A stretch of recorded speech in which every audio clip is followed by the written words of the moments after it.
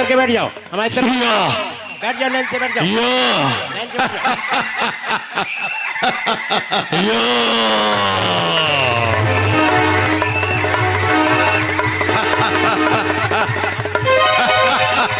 क्या हो रहा है यहाँ? पीछे और पीछे। कौन है? हम बेहतर जाति के देव हैं। हम भी पुरवर के भव्य समोसण में आना चाहते हैं, परंतु हम देख रहे हैं यहाँ पर प्रभु का भव्य समोसण पूज्य आचार्य भगवान का सत्संग सानिध्य हुआ है, परंतु यहाँ के जो भक्त हैं वो अपने साथ नाना प्रकार के शुद्धि का सामान लेकर प्रभु के इस पंडाल में बैठे हुए हैं, इसलिए हम इन्हें खा जाएंगे।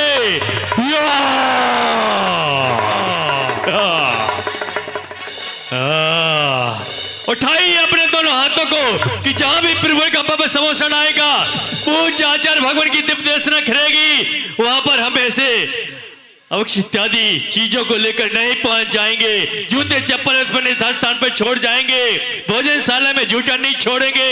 उठाइए अपने दोनों हाथों को। हम भी प्रभु के भव्य समोसण में आना चाहते हैं। काले हैं तो क्या हुआ दिल वाले हैं, काले हैं तो क्या हुआ दिल वाले हैं, हम काले हैं तो क्या हुआ दिल वाले हैं, हम काले हैं।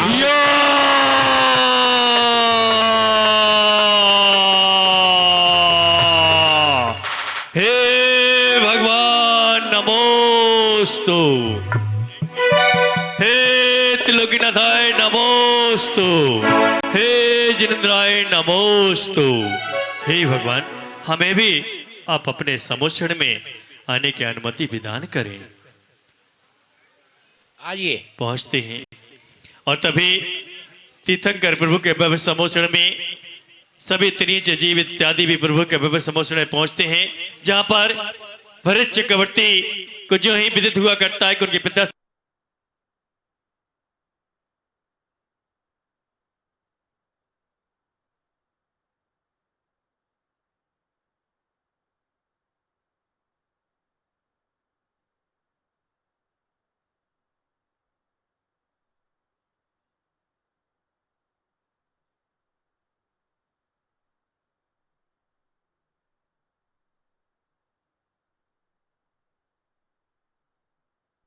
जंगल में आदिश्वर को, जंगल में आदिश्वर को जल करने वो प्रगटा है, प्रगटा है, प्रगटा है केवल ज्ञान आदिश्वर को।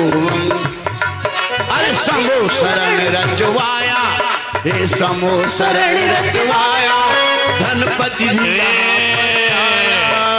हो रही, हो रही, यहाँ हो रही जय जयकार आदिश्वर पूजन करने वो प्रगटा है केवल ज्ञान आदिश्वर पूजन।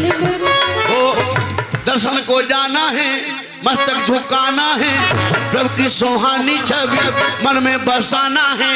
समो शरण में भक्त प्राणी आते हैं, समो शरण में आके आते हैं। दर्शन को जाना है, मस्तक झुकाना है,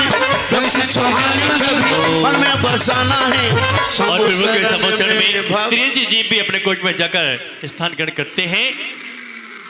आइए हम सभी एक बार अपने हाथों को श्रीफल का आकार प्रदान करते पूज्य आचार्य भगवान के श्री चरणों में सकल दिगंबर जैन समाज जो बाहर बाहर से पधारे हुए हैं सभी के नाम में आशुद घोषित कर दिया गया है। सभी एक बार पूज्य गुरुदेव के श्री चरणों में त्योहार नमोस्तु करते हुए, हे भगवान नमोस्तु नमोस्तु नमोस्तु।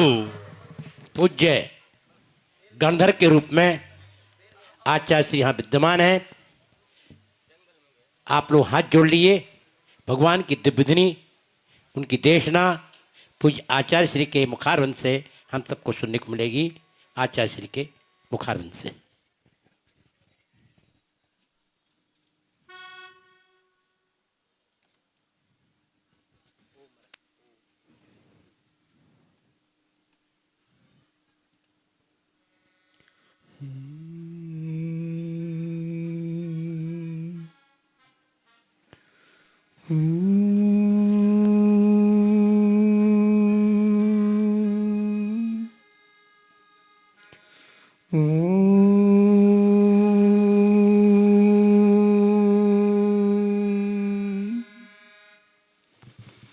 कीड़ी तुम चौतीसासी भूति संपन्नम रावीजिडं त्रिभुवनं डमन सिद्धं डमन सामी इंदिशदिवंदियाडं तिहुडिहिदे मधुरविसदिव काणम् अंतातीति गुणाणं नमो जिनाडं जिदी भबाडं नमो रिंताडं नमो सिद्धाडं नमो आयरियाडं नमो छायाडं नमो लोय विसाहुडं अनंतनम परम सिद्ध हुआनी की एक जड़वान आदिना सोमे की एक जड़वान महावीर सोमे की परम पूज आचार्य भगवान कुंद कुंद सोमे की परम पूज आचार्य गुरु विराग सागर जी मुनि महाराज की समय विश्वधर्म की बोलिए आचार्य शिरोमणि पट्टाचार्य विशुद्ध सागर जी महाराज की नमोस्तु शासन से अत्थिड़तिवेत्तम अवत्तवम तत्तिदयम दब्बम को सप्त भंगेणे आदेश शोषणे संभवदो से कथंचित देवेष्टम कथंचित देवतत् ततो हे वाक्यानम न योगान्य सर्वथा भगवान अरहत परमेश्वर तीर्थंकर ऋषभदेव ने अपनी दिव्य देशना में 7 तत्व 85 काय 9 पदार्थ 6 द्रव्य त्रैकाल्य षटलेशा की व्याख्या की है। वस्तु अनंत धर्मात्मक है। अनंत धर्मात्मक वस्तु को समझने के लिए शादबाद की आवश्यकता है, अनेकांत दृष्टि है। शाद अस्ति शाद नास्ति शाद अस्ति नास्ति शाद अवक्तव्य शाद अस्ति अवक्तव्य शाद नास्ति अवक्तव्य शाद अस्ति नास्ति अवक्तव्य। ये 7 भंग हैं, 7 ही प्रकार का प्रश्न है और 7 प्रकार से उत्तर प्रदान किए जाते हैं। ऐसा लोक में कोई प्रश्न नहीं है जो शब्द भंगी से बाहर उत्तर हो। ज्ञानियों, प्रभु ने अपनी दिव्य देशना में प्रथमान योग, करणान योग, शरणान योग, द्रव्यान योग 4 अनुयोगों की व्याख्या की, जिसमें 63 श्लोका और महापुरुषों का व्याख्यान है। वह प्रथमान योग है, जिसमें दीप समुद्र, आत्मा में कर्म बंध, कर्म प्रकृतियां, भूगोल खगोल की व्याख्या है, गणित पद्धति का व्याख्यान है। वह करणान योग है। श्रमणाचार, श्रावकाचार का व्याख्यान, यति की प्रवृत्ति की व्याख्या है। वह चरणान योग है, जहां पर बद्ध में अबद्ध का दर्शन कराया जाता है। चिद ब्रह्म चेतन ज्ञान गण टंकोत की भगवान आत्मा के सह स्वरूप का व्याख्यान जिसमें है। तत्वों की गवेषणा है, वह द्रव्यान योग है। चारों ही अनुयोग भगवान जिनंद की देशना के भूतार तत्व का उपदेश करने वाले हैं। एक भी अनुयोग मिथ्याभूत नहीं है। चारों ही अनुयोगों में जैसे गाय के चारों थनों से दुग्ध धारा बहती है, ऐसे चारों अनुयोगों से तत्व की धारा बहती है। जो अज्ञ प्राणी किसी एक अनुयोग को प्रधान मान के जीते हैं, उनके जीवन की अज्ञानता कहीं विलीन नहीं हो सकती। जब तक चारों नियमों का ज्ञान नहीं होगा, तब तक वस्तु स्वभाव का यथार्थ बोध नहीं हो सकता है।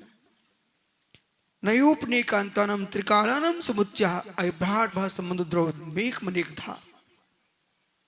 भगवान अरहत परमेश्वर ने कहा नयोपनेकांतानाम, नय और उपनय, इनके माध्यम से त्रिकाल समुच्चय, तीनों कालों में जो पदार्थ हैं, प्रकट हो अप्रकट हो, प्रकाशमान अप्रकाशमान हो, जो जीव को बोध नहीं है, आवश्यकता नहीं है, आपकी प्रज्ञा में संपूर्ण जगत का दर्शन होता हो।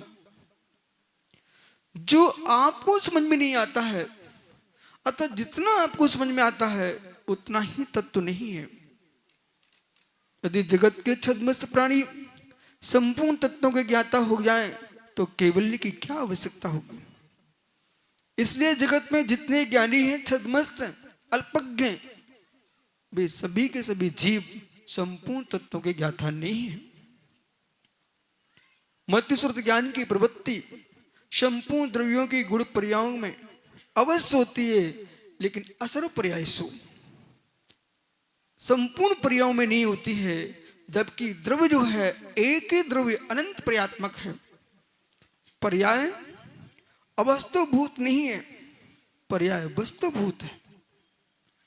जो पर्याय को क्षणिकम एकांतिक मानते हैं, वो पर्याय क्षणिकम होने पर भी वस्तुभूत है।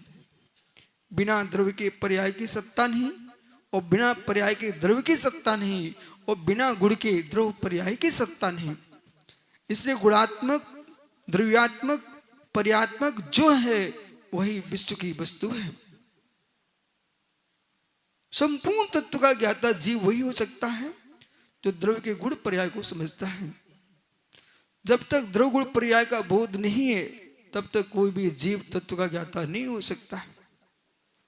जगती पर नाना प्रकार की मतों ने जन्म लिया।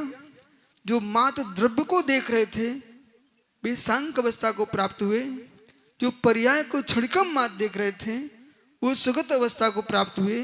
ज्ञानियों शादबान शासन कहता है, पर्याय पडमनशील है, लेकिन परिणामी होने पर भी जो परिणामक है वह कभी पर्याय से शून्य नहीं होता।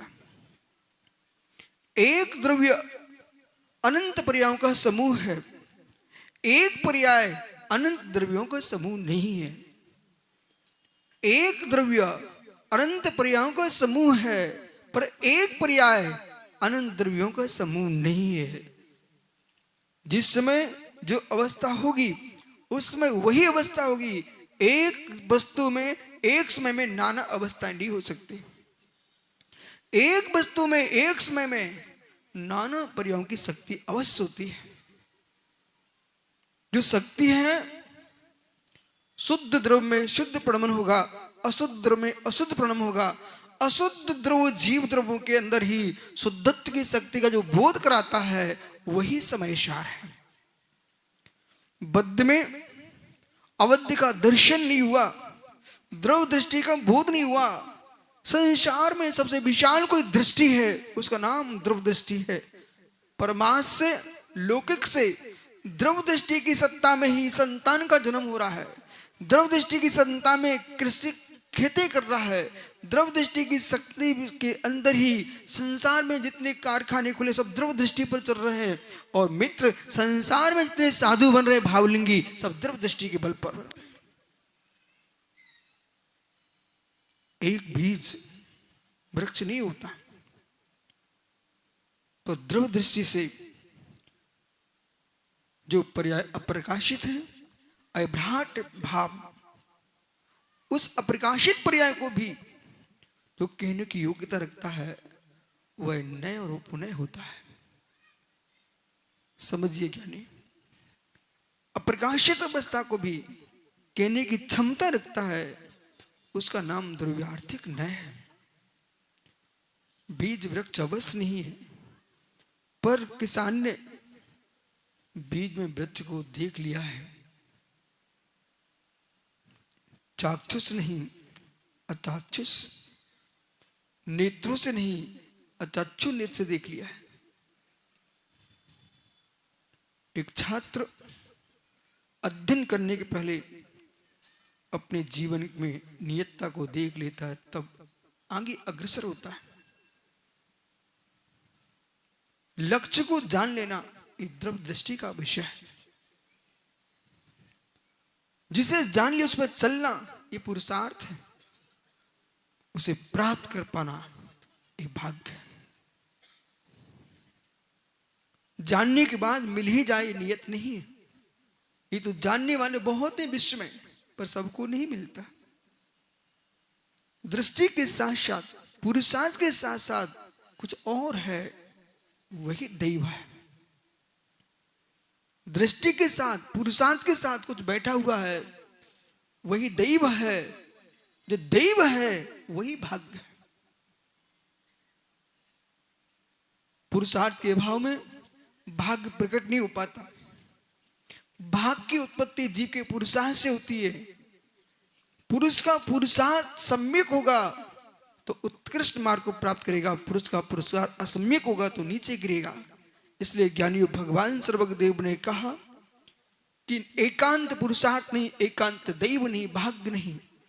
दैव और पुरुषार्थ, भाग्य और पुरुषार्थ दोनों का संयोग जब होगा तब कार्य की सिद्धि नियत होती है। तत्व को जीव समझे ना समझे, पर बिना तत्व दृष्टि के संसार में कोई भी प्रमन नहीं हो रहा है। रोना विकल्प है, हंसना विकल्प है, पर नियतता को कौन टाल सकता है। जितने भव्य जीव यहां विराजते हैं और जिन जिन की शादियां हो चुकी हैं, उन सबसे प्रश्न है, वो आपको उत्तर खोजना चाहिए कि संसार में इतनी नारियां थी, इतने नर थे, वर्तमान जो तुम्हारी पत्नी है, जो पति है, वही क्यों है?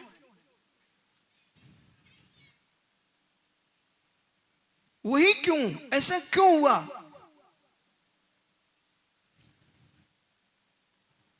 जानते नहीं हो इसलिए रोते हो। जो जानता वो रोता नहीं, उसे मालूम है संसार में कहीं भटक के आओगे। जिसके जिसके साथ जो नियतता है उसे टालने की सामर्थ्य परमात्मा के पास भी नहीं है। अतुल बल के धारी परमेश्वर है। कोई पिता बेटे के कारण रो रहा, कोई बेटा पिता का रो रहा, लेकिन बेटा तुमको पता होना चाहिए निमित्त बाहर के हो सकते हैं, लेकिन सत्य यही है। तुम ऐसे ही बंद करके आके कि तुम्हारा पिता बन के शत्रु तुमको परेशान करेगा, तुम्हारा बेटा बन के शत्रु परेशान करेगा, कोई भाई बन के शत्रु परेशान करेगा। आप संबंधों को देख रहे, रोक रहे हो। संबंध मत देखिए, पूर्व के भव का पुरुषार्थ देखिए, तुम्हें विपरीत किया था। आज तुम बिलक रहे हो, रुदन कर रहे हो, भगवान की वाणी को भूल चुके, भूल गए लोग। उसे समझिए, उसे समझिए। कोई कष्ट देने भी आए, ये तुम्हारा पूर्व का नियतता थी। कोई तुम्हारा सहयोग करने आया बनखंड में मिल रहा है, यम बीचते कोपो जायते दृष्टि विरचतम सा रूप पर लोग कहा। जिसे देखते ही क्रोध आता है, बोले कोई कारण नहीं है, गुस्सा क्यों आ रही है? ये पूर्व का वैरी मिल गया तुमको। जिसे देखते ही मार्ग में, यान में, वाहन में, विमान में तुम जा रहे थे, एक पुरुष को देखा अपने बगल में, उसको देखते तुमको मुस्कुराहट आ गई और मन कहता है इसे बात कर लूं। ये कौन तुम्हारा संबंधी है? ये पूर्व का तुम्हारा माँ का पुत्र, बेटा, माँ का जीव था, पिता का जीव था। शास्त्री जी, जिनकी थाली में फल आ रहे हैं, वे मुस्का के प्रयोग कर रहे हैं, पर तुमको मालूम होना चाहिए ये कौन है। तुम्हारे संबंधी का संबंध था, उन्होंने मायाचारी करके निदान बंद किया। आज तुम अपने बेटे का पेट भराने आए हो।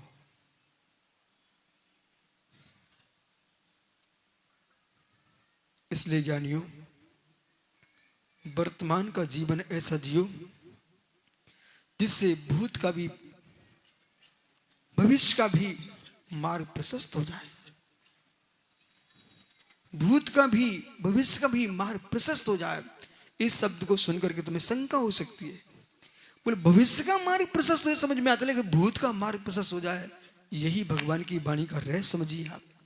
भूत का भी भविष्य का भी मार्ग प्रशस्त हो जाए, ऐसा जीवन जियो।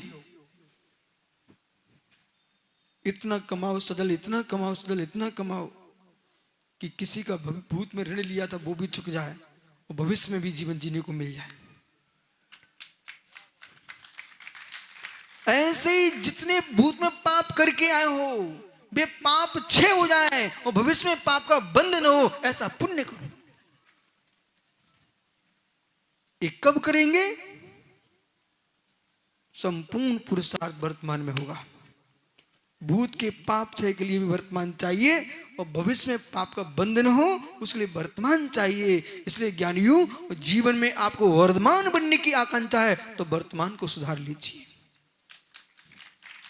सर्वज्ञदेव ने जो नए उपनय की व्याख्या की है, इसे जगत के प्रत्येक प्राणी को समझना चाहिए। प्रमाण की व्याख्या करने वाले लोग नए को नहीं कह पाए, इसलिए विश्व में विसंवाद है। प्रमाण की व्याख्या करते रहे, किसी ने असंविवादी प्रमाण कहा, इंद्रिय प्रमाण कहा, किसी ने योगी प्रमाण कह दिया, किसी सन्निकर्ष प्रमाण कह दिया। एक कोई भी प्रमाण की परिभाषाएं नहीं होती है। तत्व ज्ञानम प्रमाणम ते युगपसर भाषणम कृम्भाभि ज्ञानम स्याद्वा संस्कृतम। जो तत्व ज्ञान है वही प्रमाण है, तत्प्रमाण है। सम्यक ज्ञानम प्रमाणम, जो सम्यक ज्ञान है वही प्रमाण है। जब तक प्रमाण मीमांसा का बोध नहीं होगा, नए तत्व का निर्णय नहीं होगा, तब तक किसी भी तत्व की मीमांसा नहीं हो सकती, असंभव है। इसलिए ज्ञानियों, जो जीव एक नए से सिद्धि चाहता है वह कभी सिद्धि पा नहीं सकता है। जैसे बंध्या के बेटे को आकाश के पुष्प तुम खिलाना चाहते हो, गाय के सींग से दूध निकाल करके रोते बंध्या के बेटे को तुम दूध पिलाना चाह रहे हो, यदि ये संभव हो सकता है तो मित्र, निश्चय व्यवहार दोनों नए में से एक नए का आश्रय लेकर तुम मुझ जा सकते हो। यदि ये नहीं संभव तो बिना उभय नए के मुक्ति मिल नहीं सकती है, और रत्नात्रय के अभाव में किसी का मोक्ष होता नहीं। चाहे जीव कितनी तपस्या कर ले और रत्नात्रय नहीं है तो मोक्ष नहीं मिलेगा। श्रावक कितने उपवास कर लेते हैं, महीने महीने के उपवास कर लेते हैं, ये तुम्हारे पुण्य बंध का कारण है, अशुभ की निर्जा का कारण है, पर तुम्हें मोक्ष नहीं दिला पाएगा। मोक्ष तभी मिलेगा जब सम्यक दर्शन ज्ञान चार तुम्हारे प्राप्त होगा। इसलिए किसी प्रकार से कोई भी जीव किसी भी मुद्रा में हो, रत्नात्रय के अभाव में संतुष्ट हो रहा है कि मैं सही हूं, स्वर्ग मुनि जाएंगे, मैं भी जाऊंगा, भोला भी मुनि स्वर्ग जाएगा, वो भले स्वर्ग चला जाए, लेकिन इस बात का ज्ञान होना चाहिए कि वो स्वर्ग एकत्व भूत नहीं है। देव होना सरल है, देवादेव होना कठिन है।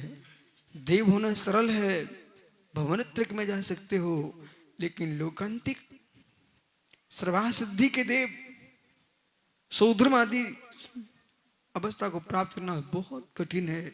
बिना सम्यक की आराधना किए, चारित्र की आराधना किए, सम्यक ज्ञान की आराधना किए बिना कोई भी जीव सौधर्म स्वर्ग का सौधर्म इंद्र भी नहीं बन सकता। मोक्ष तो बहुत दूर है, सिद्धर्शना बहुत दूर है। इसलिए ज्ञानियों, सिद्धि चाहिए है तो सर्वज्ञ देव ने जो कहा है बहुत अच्छा, तुम रत्नात्रय को प्राप्त करो। यदि नहीं कर सकते हो तो रत्नात्रय धारियों पर श्रद्धान करो और रत्नात्रय धारियों की सेवा करो, ये भी तुम्हारे लिए भविष्य में मोक्ष का कारण बनेगा। तुमसे सेवा भी नहीं होती है, श्रद्धा भी नहीं कर पा रहे हो, तो कम से कम निंदा करना मत सीखो। आलोचना करने से नीच गोत्र का बंद होता है। इसलिए भगवान सर्वज्ञ देव ने प्रत्येक प्राणी पर करुणा करके छायक अभयदान प्रदान किया है कि जगत के जीव सम्यक तत्व को समझ करके अपनी गति को सुगति करें। ओम।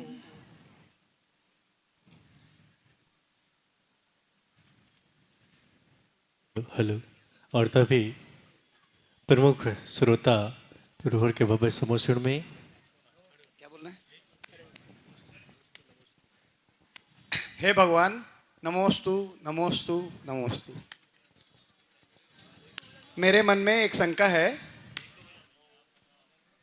समाधान करें।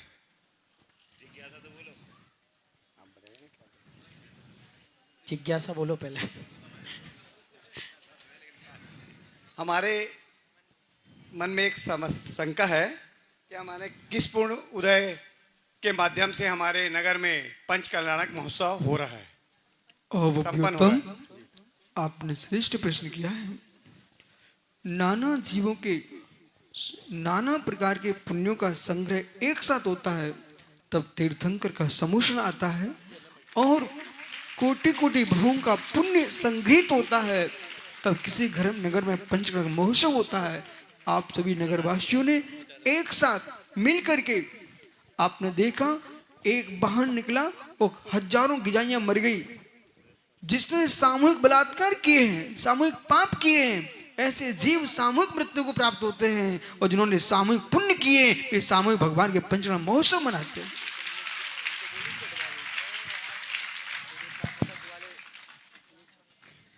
चलिए हमारे मध्य में मुनि श्री। हे देवादिदेव, हे त्रिलोक के अधिपति, आपके चरणों में कोटिशा नमन, कोटि कोटि नमोस्तु नमोस्तु नमोस्तु।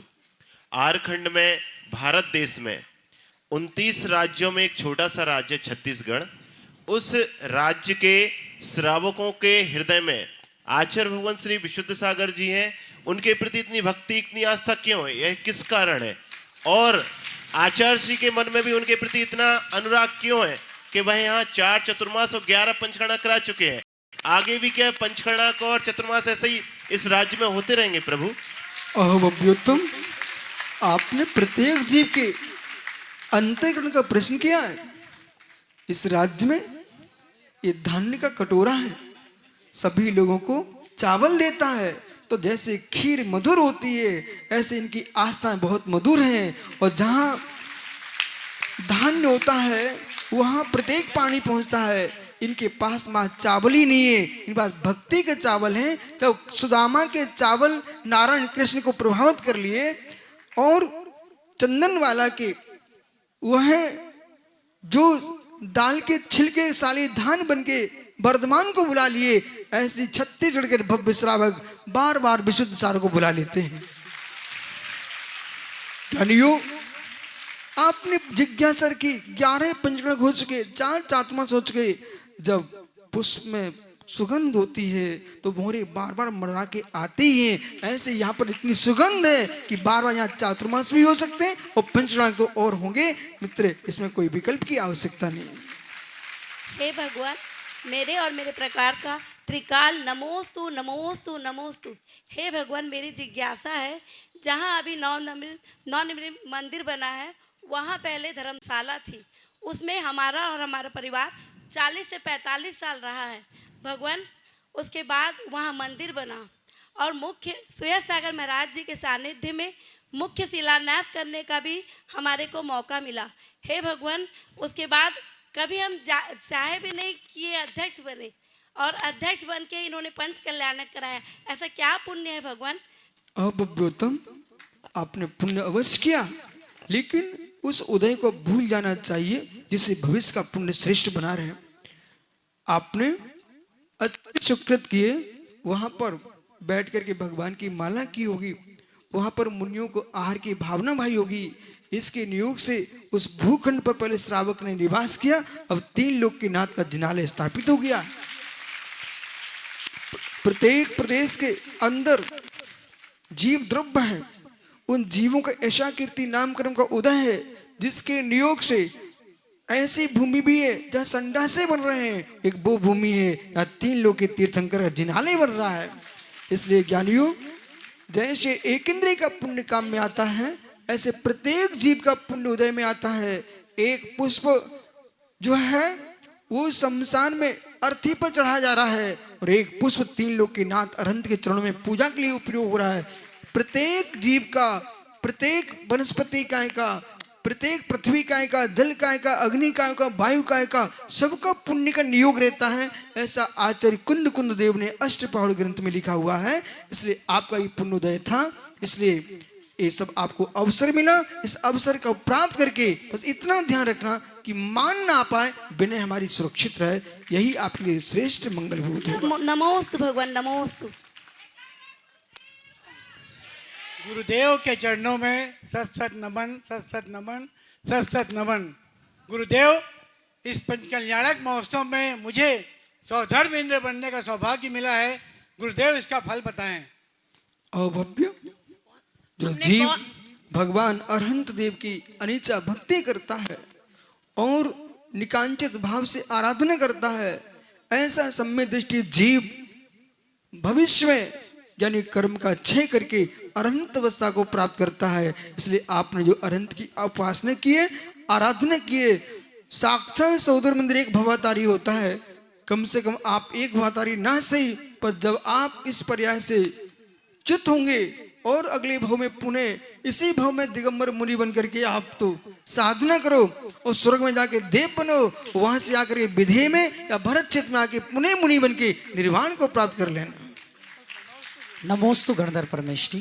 नमोस्तु भरत भगवान। क्षेत्र के बलौदा बाजार में छत्तीसगढ़ में आचार्य भगवान पट्टाचार्य विश्वसागर महाराज जी का पंचकल्याणक प्रतिष्ठा महोत्सव चल रहा है और उनके द्वारा लगभग 200 से ऊपर ग्रंथ लिखे गए हैं, जिसमें एक विश्व प्रसिद्ध ग्रंथ है विचार करके, और जिसमें दिल्ली में लगभग 5000 से प्रतियां अजैन लोगों ने प्राप्त की। महाराज जी, हमारा ये प्रश्न है कि इस विचार ग्रंथ में युवाओं के लिए क्या संदेश है, वो बताएं। नमोस्तु भगवान। अभव्योत्तम, आपने जगती के संपूर्ण युवाओं के मन का प्रश्न किया है।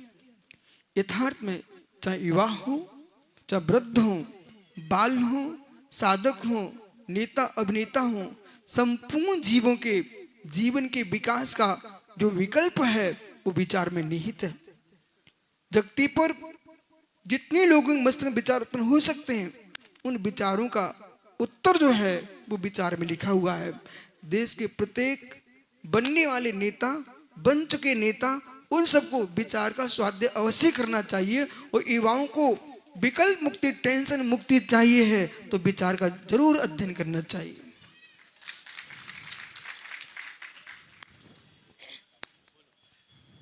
हे गणधर प्रविष्टि, नमोस्तु नमोस्तु नमोस्तु। हे गणधर परमेष्टि, गुरु कृपा, विश्व परिवार और मेरा, हम तीनों का एक शंका है, एक प्रश्न है, उसका समाधान आपके मुखारबिंद से चाहते हैं। आपका पट्टाचार्य महोत्सव किसके पुण्य से इतना विशाल हुआ कि जिसमें भारत ही नहीं पूरे विश्व में उस पट्टाचार्य महोत्सव की गूंज हुई, और हम तीनों को ऐसा प्रोग्राम कराने का पुण्य कब तक मिलेगा? हे गणधर परमेष्टि, इसका समाधान आपसे चाहते हैं। नमोस्तु नमोस्तु नमोस्तु। संसार में श्रेष्ठ कार्य विश्व प्रसिद्ध जीवों के अनीचा पुण्य का नियोग है। आचार्य गुरुवर विराट सार महाराज जी ने अपने जीवन में इतनी तपस्या साधना की और अनेकानेक रात्रि के 3 बजे जग करके रुद्री मंत्रों की माला फेरी। उनकी रुद्री माला का प्रभाव है कि अंतिम जीवन की बेला में वे जीवन में ऐसा कार्य करके गए हैं जो कि सारा जगत उनके लिए सिर टेक रहा है। जो भगवती आराधना जैसे ग्रंथ में भगवान शिवकोटि स्वामी शिवार ने लिखा हुआ है कि सम्राट पद और आचार्य पद ये दोनों एकत्वभूत होते हैं। जो विधि सम्राट पद की है वही आचार्य पद की है। कम से कम 6 महीना पूर्व, 1 महीना पूर्व इसकी विधि प्रारंभ हो जाना चाहिए। इंदौर के गोधा परिवार ने मोदी जी वही किया कि आपको मालूम है कि विशुद्ध सार की तो कोई क्षमता ही नहीं है, किसी से मांग सकते नहीं, बोल सकते नहीं है। हमारे गुरु ने मुझे नियम दिया था दीक्षा के इसमें 1991 में, और बेटा अपने हाथ पर प्राण लेके चलना, आहार के लिए भी किसी से बात नहीं करना, मैंने वही प्रतिज्ञा की थी कि जीवन में समाधि स्वीकार है पर किसी से मांगना स्वीकार नहीं। उसका परिणाम है आचार्य विमल सागर महाराज जी, आचार्य विराग सागर, विद्यासागर, देश के बड़े बड़े धुरंधर आचार्यों का मंगल आशीष अपने पास। उसका परिणाम ही निकला इतना विशाल कार्यक्रम जो हुआ है मित्र, मुझे भी मालूम नहीं था। भगवान शिव मंदिर स्वामी केवल ज्ञान में अनंत अनंत सिद्धों के केवल में झलक रहा है कि कौन कौन से भवों का पुण्य संग्रहित हुआ था। वो अवश्य, इसमें कोई शंका नहीं है कि आचार्य विमल सागर महाराज जी ने पन्ना में एक शब्द बोला था। मैंने जाते जाते पूछा, ये धर्मचंद शास्त्री वहीं पर थे। उन्होंने धीरे से मेरे से कहा कि बालक, मैंने नमोस्तु किया कि स्वामी आप जा रहे सम्मेद शिखर, आशीर्वाद दो। तो उन्होंने विश्व सागर से कहा कि बेटा तू जहां भी जाएगा जय जयकार होगा। ये आचार्य भगवंतों का आशीर्वाद है, उसी के नियोग से आप जैसे भव्य जीव, चाहे नरेंद्र जी हो, विश्व परिवार हो, मोदी जी हो, जितने भव्य जीव हैं, मुझे तो देश में आज तक कोई भी जीव पापी नहीं मिला, विधर्मी नहीं मिला, झगड़ालू नहीं मिला। सारे के सारे जीव मैं जहां जहां गया हूं सभी ने प्रेम और दुलार ही दिया है। तो एक बार आते विराग सागर पास एक भव्य श्रावक पहुंचा। मैं जबलपुर में था, चातुर्मास चल रहा था। वो आचार्य श्री पास एक भव्य जी पहुंचा। उसने कहा कि आपके विशुद्ध सागर को सभी क्यों चाहते हैं? ऐसा उसने जाके आचार्य श्री से प्रश्न कर दिया। उन्होंने उत्तर दिया, वो जीव का सुभग नामकर्म का उदय चल रहा है ज्ञानियों, इसलिए आपको ऐसा अवसर अवश्य मिलेगा, अवश्य मिले कि इसी प्रकार से भारत की भूमि पर ये पट्टाचार तो नहीं है, भगवान महावीर की परंपरा अक्षुण्ण चली रहे, इसलिए महोत्सव अनिवार्य है। हे भगवान, आपके चरणों में मेरा कोटि कोटि नमन। हे भगवान, मेरा प्रश्न ये है कि भगवान विशुद्ध सागर महाराज जी का बलौदा बाजार नगर में चातुर्मास कब होगा? ओ भव्य, ये तो बहुत ज्ञानी जीव निकला। उनका चातुर्मास जब काललब्धि आएगी वो भगवान शिव मंदिर केवल में झलकेगा, उसमें हो जाएगा, आप विकल्प मत करो। नमस्तु। हे गंधर्व स्वामी, नमोस्तु नमोस्तु नमोस्तु। हे भगवान, हम ऐसा क्या पुरुषार्थ करें जिससे साक्षात आचार्य भगवान विशुद्ध सागर जी महाराज जी के समो शरण में हम बैठे, हम विराजे और हम भी निर्वाण को प्राप्त करें। भव्य, बहुत अच्छा प्रश्न आपका। आप आज से मायाचारी करना छोड़ दीजिए, छलकपट करना छोड़ दीजिए और नारी पर्याय के सारे गुण छोड़ करके पुरुषत्व के धर्म को स्वीकार करो और रत्नात्रय की आराधना करके आर का दीक्षा लेकर के आप भी स्त्री वेद का क्षय करके पुरुषत्व को प्राप्त करके, और आपने अच्छा प्रश्न किया है कि उनके समोषण में बैठे, तो उससे आपने दो काम कर दिए कि उनको जो है तीर्थंकर प्रकृति का बंधु, फिर उनके समोषण आप बैठ पाएंगे। नमस्तु नमस्तु भगवान परमेश्वर। मैं सांगली से अन्ना साहब बोल रहा हूँ। मुझे बार बार ऐसा लगता है आपसे मैं 2010 से जुड़ा हूँ, लेकिन 2010 से पहले किसी से भी मैं जुड़ा नहीं था, लेकिन 2010 से आपके यहाँ बार बार आना क्यों हो रहा है मुझे समझ में नहीं आ रहा है। ये साल मैं 3 बार आपके पास आया, ऐसा क्यों हो रहा है मुझे समझ में नहीं आ रहा है, इसका उत्तर दीजिए। आपने चांगला सांगा, हेलो, आपने बहुत अच्छा विचार किया। ये परम सत्य है, कभी ना कभी ये दोनों जीव भगवान तीर्थंकर के समोषण में एक साथ देव देशना सुनी होगी। पूर्व में कोई ऐसे संयोग रहे होंगे जिसके निमित्त से आपको बार बार आने का मन करता है।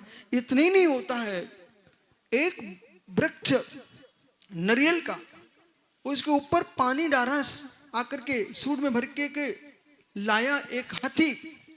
अवधि ज्ञानी मुद्रा से पूछा, स्वामी ये हाथी पानी क्यों डाल रहा है? दोनों सगे भाई थे। हाथी का जीव और जो वृक्ष था वो दोनों सगे भाई थे। तो भाई का ऐसा संबंध रहा कि एक वनस्पति बन गया, एक हाथी बना।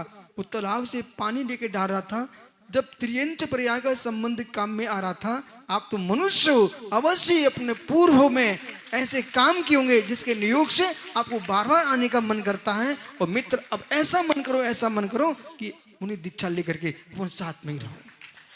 नमोस्तु भगवान, नमोस्तु भगवान, नमोस्तु। महाराज जी, मेरी एक जिज्ञासा भगवान, है। आपने अभी जो देशना में बताया कि पूर्व भाव का पुण्य और पाप हमें इस भाव में भी मिलता है, तो भगवान मेरा प्रश्न यह है कि ऐसा हम अपने धर्म ध्यान में ऐसा कौन सा विधान, ऐसी कौन सी पूजा या इसका कितने उपास करें कि हमारे बच्चे अन्य समाज में शादी ना करें?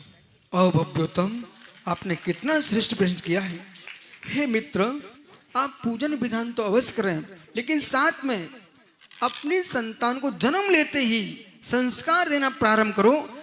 जिनवाणी का अध्ययन कराओ, पाठशाला भेजो, गुरुओं के पास लेके जाओ, और कहाँ जा रहे हैं इसका ध्यान रखो, जिससे विजाति विवाह न कर पाए। पूजन पाठ के साथ साथ उन पर आपको निगरानी भी रखना पड़ेगी। इसलिए आपको संयम का बोध कराइए और सदाचार का विरोध कराइए। साथ में आपके लिए उनकी संगति पर ध्यान देना पड़ेगा, सहयोग पर ध्यान देना पड़ेगा, जिससे कि जब बिगड़ गए तब हम विचार करते हैं, जबकि विचार पहले ही करना प्रारंभ कर देना चाहिए।